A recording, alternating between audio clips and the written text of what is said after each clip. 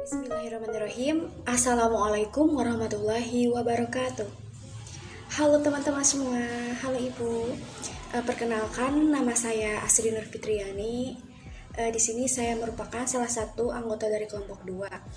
Pada kesempatan kali ini, kami dari kelompok 2 akan mempresentasikan materi yang berjudul Metode Penelitian Kuantitatif Eksperimental. Nah, di sini saya sebagai pemateri pertama akan langsung menjelaskan poin-poin dari materi kuantitatif eksperimental. Untuk mengefisiensikan waktu, mari kita lanjut saja ke materi. Oke teman-teman semua, untuk poin yang pertama di sini saya akan menjelaskan mengenai pengertian dari metode penelitian kuantitatif eksperimental. Apa sih yang disebut dengan metode kuantitatif eksperimental? Nah, jadi metode penelitian kuantitatif eksperimen atau eksperimental adalah metode penelitian kuantitatif yang digunakan untuk mengetahui pengaruh variabel independen atau biasa disebut juga dengan treatment atau perlakuan terhadap variabel dependent atau hasil. Nah, dalam kondisi yang terkendalikan tentunya. Kondisi dikendalikan agar tidak ada variabel lain selain dari variabel treatment yang mempengaruhi variabel dependent tersebut. Agar kondisi dapat dikendalikan, maka dalam penelitian eksperimen menggunakan kelompok kontrol dan seringnya penelitian eksperimen dilakukan di dalam laboratorium. Nah, kemudian kita lanjut ke tujuan. Apa sih tujuan dilakukannya metode penelitian eksperimental? Nah, tujuan dari penelitian eksperimental adalah untuk menyelidiki ada tidaknya hubungan sebab akibat serta berapa besar hubungan sebab akibat tersebut dengan cara memberikan perlakuan-perlakuan tertentu pada beberapa kelompok eksperimen dan menyediakan kontrol untuk perbandingan. Jadi, penelitian eksperimental ini dapat mengubah teori-teori yang telah usang. Percobaan-percobaan dilakukan untuk menguji hipotesa serta untuk menemukan hubungan-hubungan yang kausal atau baru. Tetapi, walaupun hipotesa telah diuji dengan metode percobaan, tetap penerimaan itu atau penolakan hipotesa bukanlah merupakan penemuan suatu kebenaran yang mutlak. Nah, jadi eksperimentasi atau percobaan bukanlah merupakan titik akhir atau tujuan yang diinginkan dalam penelitian. Namun, eksperimen hanya merupakan suatu cara untuk mencapai suatu tujuan. Selanjutnya, saya akan menerangkan mengenai karakteristik dari metode penelitian kuantitatif eksperimental. Jadi di sini ada 3 karakteristik dari penelitian eksperimen. Yang pertama ada manipulasi. Nah, dalam hal ini seseorang peneliti akan menjadikan salah satu dari variabel bebas sesuai dengan apa yang diinginkan oleh pihak peneliti. Sedangkan variabel lainnya akan dijadikan sebagai pembanding. Kemudian yang kedua ada pengendalian. Karakter yang selanjutnya adalah pengendalian. Seseorang atau seorang peneliti menginginkan variabel yang dapat diukur mengalami kesamaan sesuai dengan apa yang diinginkan oleh pihak peneliti. Nah, hal ini dilakukan dengan cara menambahkan faktor lain ke dalam variabel. Peneliti juga bisa membuang faktor lain yang tidak diinginkan dari variabel tersebut. Yang ketiga ada pengamatan. Karakter lainnya adalah pengamatan yang mana seseorang peneliti akan melakukan kegiatan untuk mengetahui apakah ada pengaruh dari manipulasi variabel tertentu pada variabel yang lain. Yang selanjutnya kita masuk ke poin rancangan penelitian. Jadi sebagian besar eksperimen dalam bidang pendidikan pada umumnya dilakukan dalam rangka melakukan inovasi untuk meningkatkan kualitas pembelajaran tentunya. Oleh karena itu biasanya berkaitan dengan usaha untuk menguji pengaruh materi, media, metode atau praktik pendidikan yang baru terhadap hasil belajar siswa. Nah, rancangan penelitian eksperimen pada umumnya menggunakan variabel tunggal. Nah, untuk yang pertama, satu variabel perlakuan dimanipulasikan atau dibuat kondisi yang berbeda. Selanjutnya diamati akibat atau dampak dari perlakuan tersebut terhadap satu atau lebih variabel tergantung. Yang kedua, variabel yang dimanipulasikan tersebut disebut dengan variabel perlakuan, variabel treatment, variabel eksperimen, atau variabel independen. Yang ketiga, variabel yang merupakan akibat atau dampak tersebut disebut dengan variabel tergantung, variabel dependen, atau variabel dampak. Yang terakhir, masalah pokok, menentukan kelompok kontrol pembanding yang sebanding atau comparable dan membuat konstan atau mengontrol dan mengendalikan variabel-variabel non-eksperimental yang dapat mempengaruhi variabel dampak.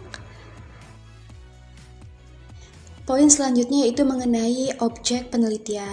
Nah, jadi dalam penelitian eksperimen, objek penelitiannya ada dua macam, yaitu variabel bebas dan variabel terikat. Variabel bebas merupakan variabel yang mempengaruhi atau yang menjadi sebab perubahan atau timbulnya variabel terikat. Sedangkan variabel terikat merupakan variabel yang dipengaruhi atau yang menjadi akibat adanya variabel bebas. Nah, variabel pada penelitian eksperimen ini adalah sebagai berikut. Yang pertama, variabel independen atau bebas, yaitu model problem based learning atau VBL yang dilambangkan dengan X. Kemudian yang kedua, variabel dependen atau terikat, yaitu prestasi belajar IPA yang dilambangkan dengan Y. Nah, teman-teman, untuk penjelasan materi saya cukup sekian. Selanjutnya, mengenai poin-poin yang lain akan dijelaskan oleh rekan saya. Bismillahirrahmanirrahim. Assalamualaikum warahmatullahi wabarakatuh. Perkenalkan, nama saya Siti Amalia. Saya di sini akan melanjutkan presentasi dari teman saya sebelumnya, yaitu mengenai jenis-jenis penelitian kuantitatif eksperimental. Ya, jadi penelitian kuantitatif eksperimental itu terbagi menjadi 4 jenis. Ya, jenis yang pertama yaitu ada pre-experimental design atau desain eksperimen lemah. Kemudian yang kedua ada true experimental design atau desain eksperimen murni. Kemudian yang ketiga ada quasi experimental design atau desain eksperimen semu. Dan yang keempat ada factorial design atau desain faktorial. Jenis yang pertama yaitu ada pre-experimental design atau desain eksperimen lemah. Mengapa sih dikatakan sebagai desain eksperimen lemah? Iya, karena dalam penelitiannya itu belum mampu dilaksanakan dengan sungguh-sungguh karena masih terdapat variabel luar yang berpengaruh kepada variabel terikat. Desain penelitian eksperimen lemah itu juga hanya melibatkan satu kelompok saja atau hanya melibatkan kelompok eksperimen saja tanpa adanya kelompok kontrol atau kelompok pembanding. Nah, kemudian desain eksperimental lemah itu terbagi dalam 3 bentuk. Yang pertama yaitu ada one case study atau studi kasus sekali tes. Kemudian yang kedua ada one group pretest post test design. Dan yang ketiga ada time series design without control. Oke, yang pertama dulu ya. Yang pertama yaitu ada one case study. Pada desain studi kasus sekali tes ini tidak terdapat kelompok kontrol ya, dan hanya satu kelompok saja yang akan diukur atau diamati gejala-gejala yang muncul setelah diberi perlakuan. Ya, kemudian bentuk yang kedua ada one group pretest post test design. Nah, pada desain ini terdapat perbedaan dengan kelompok sebelumnya atau terdapat perbedaan dengan kelompok one case study. Perbedaannya adalah pada perlakuan pretest atau dilakukan pretest terlebih dahulu sebelum dilakukan perlakuan. Ya, kemudian hasil perlakuannya juga dapat diketahui dengan lebih akurat karena dapat membandingkan dengan keadaan sebelum diberi perlakuan. Kemudian bentuk yang ketiga yaitu ada time series design without control. Nah, pada desain ini menggunakan satu grup, tetapi satu grup itu terbagi menjadi 2. Yang satu memperoleh stimulus eksperimen atau yang diberi perlakuan, dan yang satunya lagi tidak diberi perlakuan apapun atau digunakan sebagai alat kontrol. Jenis yang kedua yaitu ada true experimental design atau desain eksperimen murni. Ya, jadi desain eksperimen murni merupakan desain penelitian yang sudah dilakukan dengan sungguh-sungguh dengan mengontrol semua variabel yang berpengaruh terhadap kegiatan eksperimen.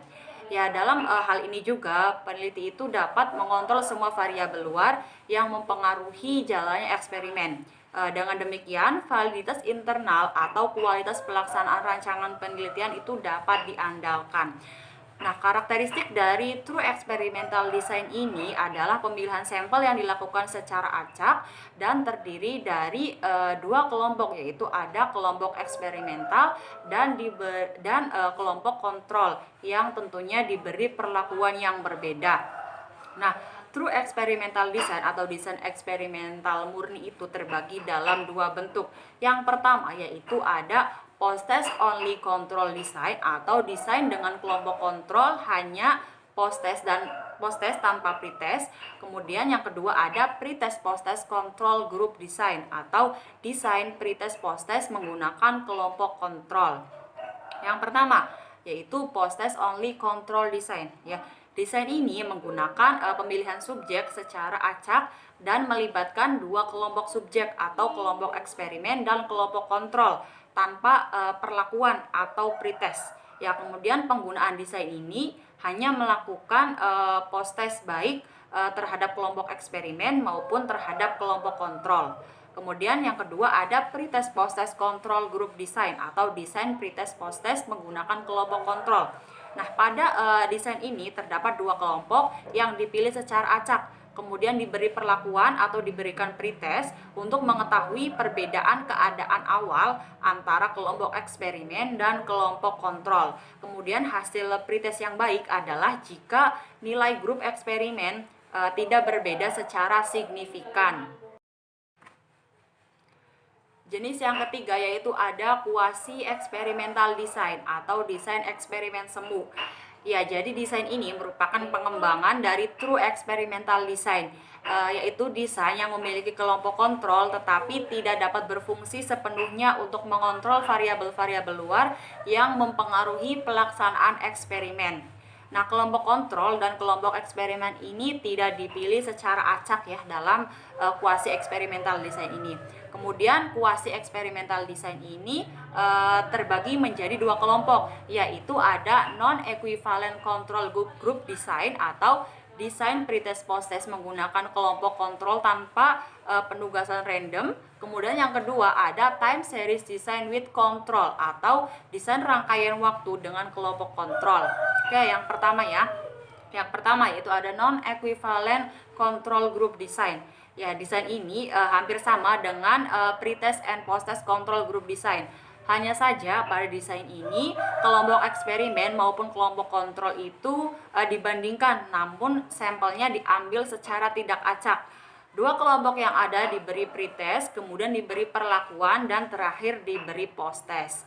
Kemudian bentuk yang kedua yaitu ada time series design with control atau desain rangkaian waktu dengan kelompok kontrol. Nah, dalam desain ini kelompok yang digunakan untuk penelitian tidak dapat dipilih secara acak. Ya, jadi sebelum diberi perlakuan itu kelompok diberi pretest terlebih dahulu sampai 4 kali dengan maksud untuk mengetahui kestabilan dan kejelasan keadaan kelompok dapat diketahui dengan jelas, maka baru diberi treatment atau perlakuan. Kemudian jenis yang keempat ada factorial design atau desain eksperimen faktorial. Nah, pada jenis penelitian ini merupakan pengembangan dari desain true eksperimental juga yang terdiri dari dua atau lebih variabel independen dengan memperhatikan kemungkinan adanya variabel moderator yang mempengaruhi perlakuan terhadap hasil. Nah, kemudian semua grup itu dipilih secara random, kemudian diberi pretest. Grup yang akan digunakan untuk penelitian dinyatakan baik jika setiap kelompok memperoleh nilai pretest yang sama. Selanjutnya ada penggunaan penelitian kuantitatif eksperimental.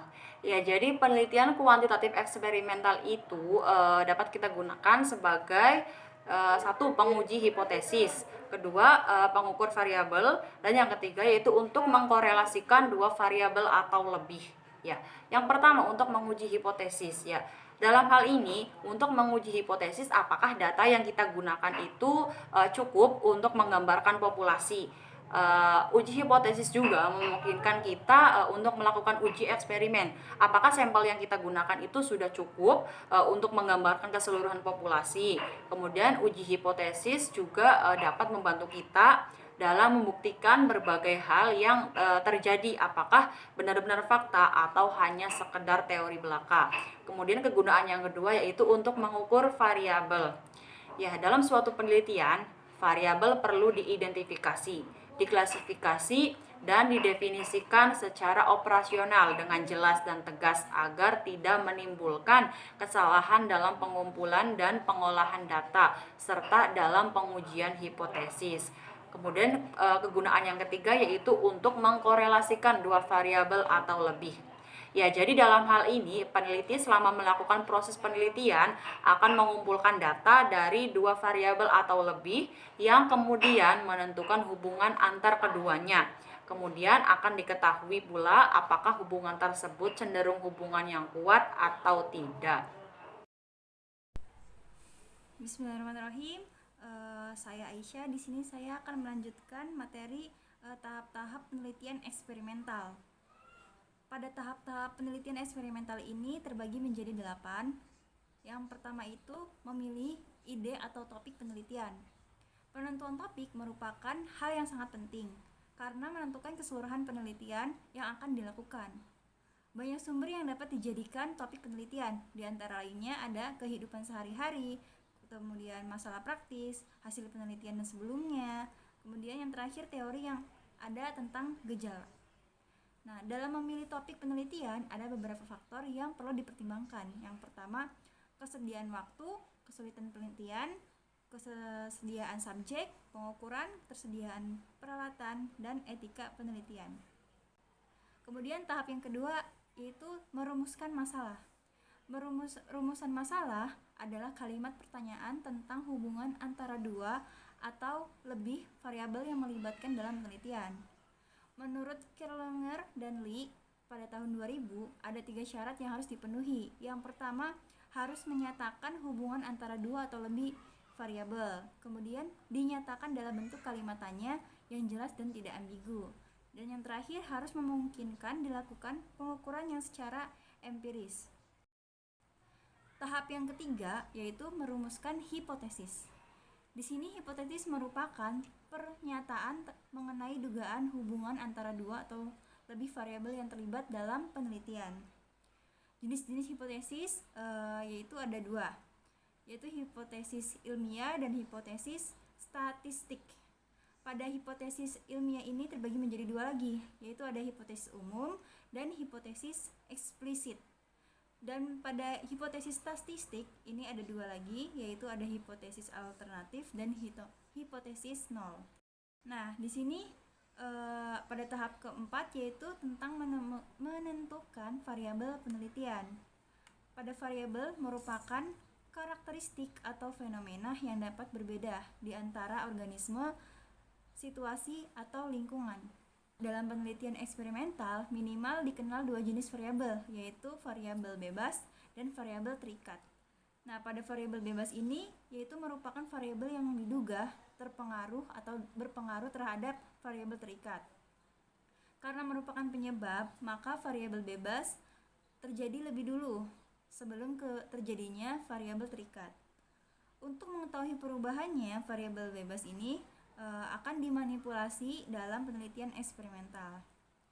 Manipulasi sendiri itu adalah memberikan variasi variabel bebas yang berbeda pada kelompok subjek yang berbeda.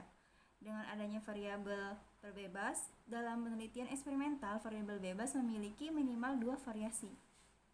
Kemudian variabel terikat. Variabel terikat ini adalah merupakan segala respons subjek penelitian yang diukur sebagai akibat dari variabel bebas. Pada variabel bebas ini dalam penelitian psikologi, variabel terikat juga dioperasionalkan dengan cara mengamati indikator-indikator perilaku yang tampak. Nah, yang terakhir ini ada variabel sekunder ya, tambahan. Variabel sekunder ini atau variabel extraneous adalah variabel bebas lain yang dapat mempengaruhi variabel terikat. Kenapa? Karena variabel sekunder dapat mempengaruhi variabel bebas, maka variabel sekunder dalam penelitian eksperimental dikontrol dengan ketat ya. Kemudian tahap ke-5 dalam tahap penelitian eksperimental ini ada menentukan tipe dan desain penelitian. Pada tahap ini berkaitan dengan bagaimana pelaksanaan penelitian yang akan dilakukan. Berdasarkan manipulasi variabel bebas dan situasi penelitian, tipe penelitian eksperimental dapat dibagi menjadi 2. Yang pertama, control laboratory experiment.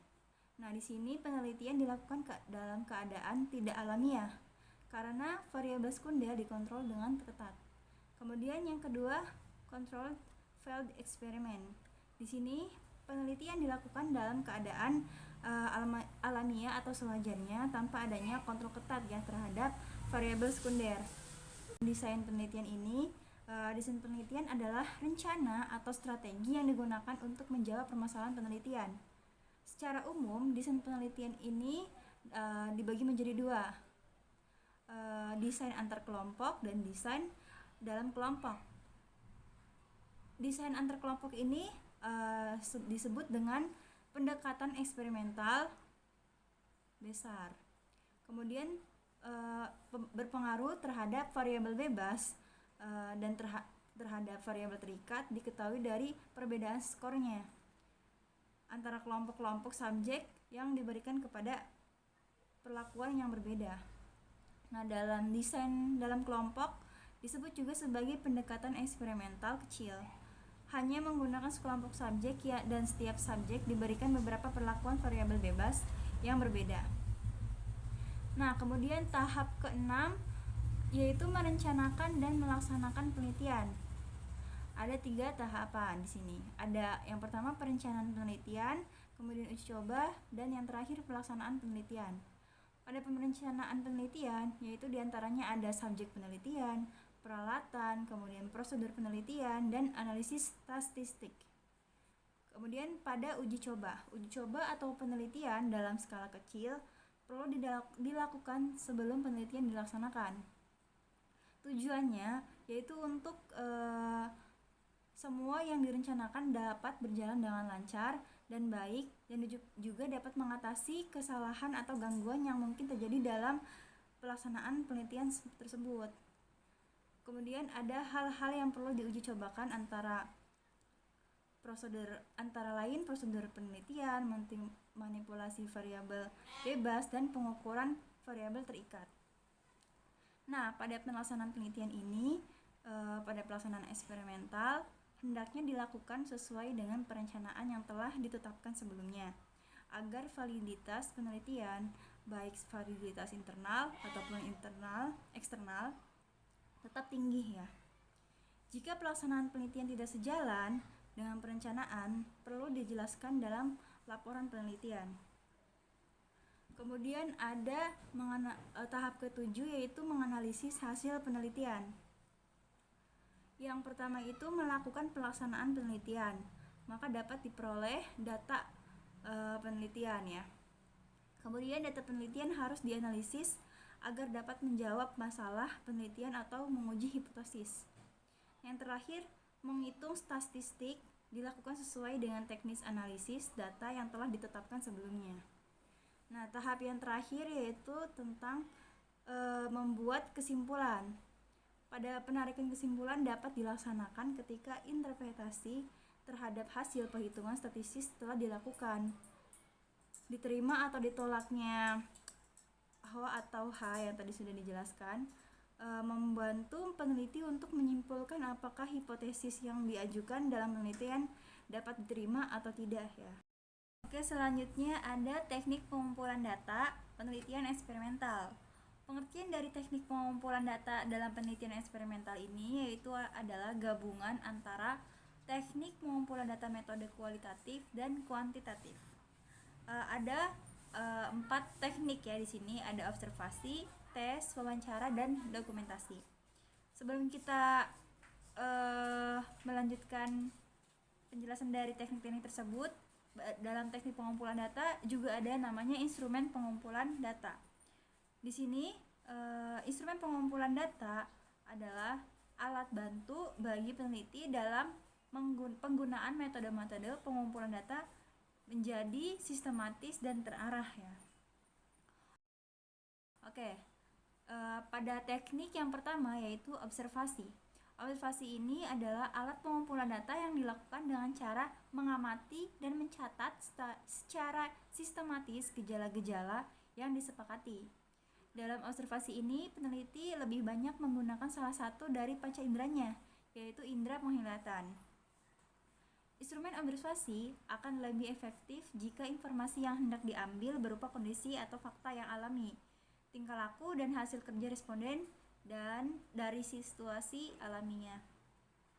Pada instrumen observasi ini yaitu alat bantu yang digunakan dalam pengumpulan data-data melalui pengamatan dan pencatatan yang sistematis terhadap berbagai hal tentang keadaan objek tertentu. Misalnya, untuk mengetahui bagaimana lokasi sekolahan, kemudian bagaimana struktur organisasinya, kemudian lingkungan sekolahan, teknik pembatasan, dan lain-lainnya ya. Kemudian teknik yang kedua ada teknik tes ya. Tes ini merupakan rangkaian pertanyaan atau alat lain yang digunakan untuk mengukur keterampilan, pengetahuan, inteligensi, kemampuan, atau bakat yang dimiliki oleh individu atau kelompok ya. Pada instrumen tes ini yaitu memberikan sejumlah pertanyaan kepada siswa yang secara tertulis untuk mengukur kreativitas berpikirnya siswa.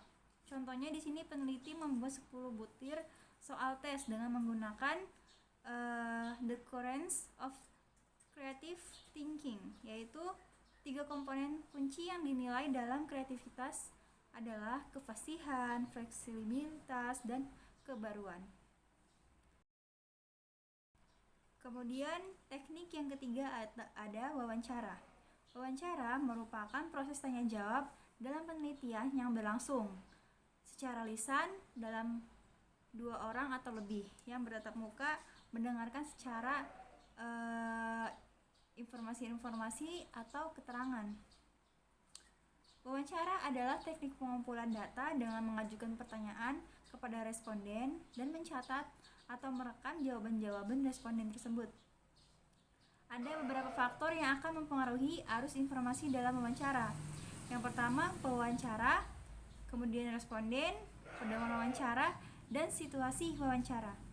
Dalam instrumen wawancara digunakan oleh peneliti untuk mengemukakan data-data melalui wawancara dengan responden.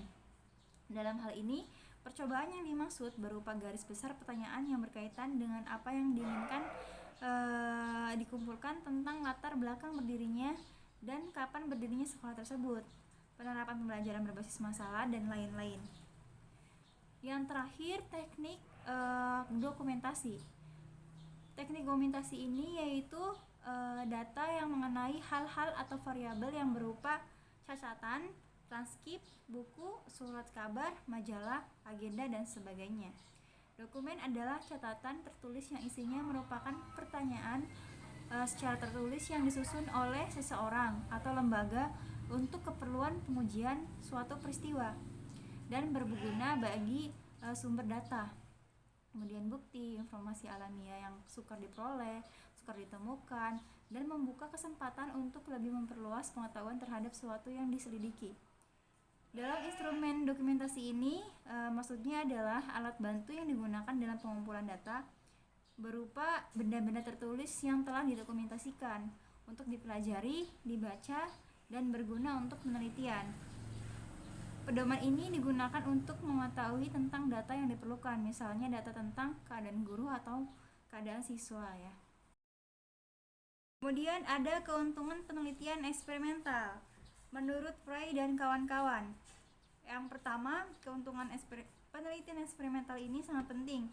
Bahkan ada berbagai pihak yang sulit menerima validitas penelitian tanpa eksperimen.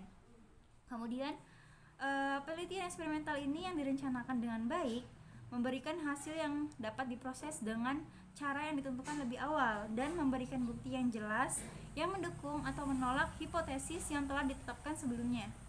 Kemudian yang ketiga, secara teoritis, semua perencanaan dalam penelitian eksperimental ini telah disusun dengan baik dan tidak ada situasi apapun yang mampu mengubahnya, sehingga hasilnya dengan mudah dan dapat dihubungkan antara satu dengan lainnya.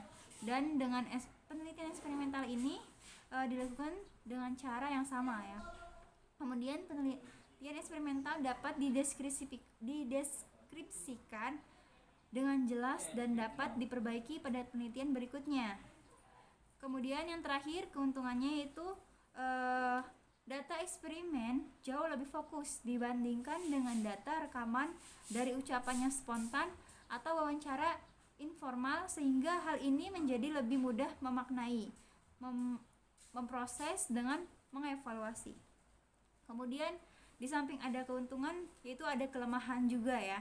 Pada penelitian eksperimental ini, yang pertama, penelitian eksperimental dapat menurunkan situasi sampai batas minimum. Beberapa situasi dapat diberlakukan dengan cara tersebut. Tetapi pada situasi yang lain, hal tersebut tidak mungkin. Ada hal yang membahayakan, apalagi dalam proses pengontrolan selain eksperimen yang kita lakukan, kehilangan esensi dari apa yang sedang diteliti. Kemudian yang kedua, perilaku orang mudah diukur dalam kondisi eksperimen. Tetapi bagaimana membandingkannya dengan perilaku mereka dalam kondisi non-eksperimen? Yang ketiga, penelitian eksperimental sering berakhir lebih sulit dan sepertinya lebih mudah merencanakan daripada melaksanakannya. Yang keempat, semakin banyak subjek yang digunakan, semakin berkurang juga memahaminya ya. Hal ini memungkinkan adanya variabel tersembunyi yang berkontribusi terhadap hasil. Ada satu kemungkinan ketika melakukan perhitungan, tidak terdapat satu perbedaan yang signifikan secara statistik. Namun, ini bukan berarti bahwa eksperimen yang dilakukan gagal. Temuan tersebut dapat ditulis secara rinci dengan keyakinan penuh bahwa terdapat temuan baru yang sangat penting. Kemudian, berbeda orang, misalnya anak-anak, tidak dapat dijadikan subjek penelitian eksperimen yang baik. Kenapa? Karena mereka memiliki konsentrasi yang singkat. Mereka merasa tidak nyaman di tes. Kemudian juga terganggu ya oleh peneliti. Yang keenam, mungkin saja sulit meyakini bahwa subjek atau subjek sesungguhnya memahami apa yang mesti dilakukan. Nah, yang terakhir, kelemahannya yaitu sulit menghindari kesalahan desain seperti ambiguitas dalam rangsangan atau instruksi. Oke, itu saja yang dapat saya sampaikan.